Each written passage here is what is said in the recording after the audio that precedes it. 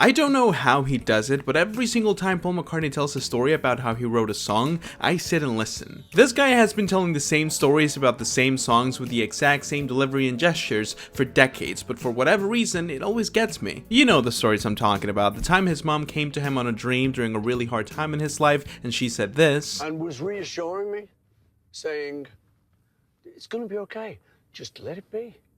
And I went, oh. Then, when he woke up, he remembered what she said, and based on that line, he made one of the most recognizable songs of all time. What a productive dream. Something similar happened with Yesterday. While dreaming, he heard the melody on a dream, and because of how beautiful it was, he spent weeks checking with others to make sure it wasn't stolen. Once again, a very productive dream. And those are only like the most famous ones, but there's an endless list of songs that have a story related to a dream in his catalog. And I know that John and people like David Bowie and Bob Dylan also like to tell stories about how they came up with their songs, but Paul's stories are simply better, because sometimes it's not even about how he came up with the song. Sometimes he simply talks about something that happened while writing or recording, like that one time Jesus, like literally Jesus Christ, hashtag Lord and Savior, came to his house while recording Fixing a Hole. And he's sort of just a kind of bearded guy, and he said, I'm Jesus. I said, you better come in.